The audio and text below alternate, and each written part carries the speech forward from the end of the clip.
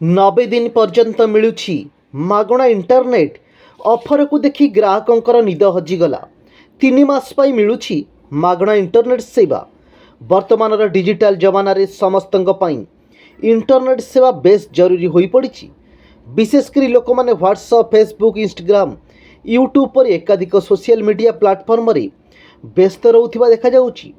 तेबे अधिक समय इंटरनेट चलाइबा फल ग्राहकंकर प्याक सरी जाई थाए। फल ग्राहक माने अधिक डाटा थिबा प्लान किनिबाकू बाध्य होइथांती।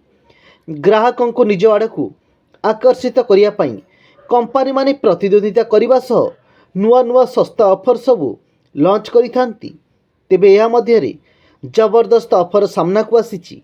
एही ऑफर सुनी सत जेमिति ग्राहकंकर निद हजि जाइछि। गोटिए प्लान रे ग्राहक माने 3 मास पई मागणार इंटरनेट सेवा पाई परिबे।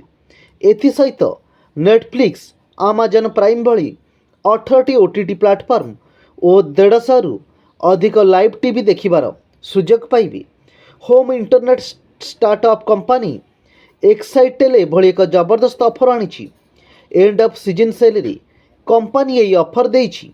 ग्राहक माने 9 मासर प्लान रे रिचार्ज करी 3 मासर फ्री इंटरनेट सेवा पाई परिबे। नुआ ब्रॉडबैंड इंटरनेट संचोग नेबाकू इच्छुक ग्राहकों पई यह एक सुवर्ण सुजोग।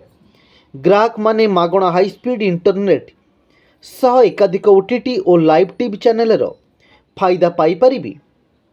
ग्राहक माने जदि मासकू 499 टंकार प्लान 9 मास पर्यंत नियंती तेबे 3 मासर मागणा इंटरनेट पाई परिबे। यार अर्थ हेउची 9 मास पई टंका देई 12 मास पई हाई स्पीड मागणा इंटरनेट सेवा पाई परिबे।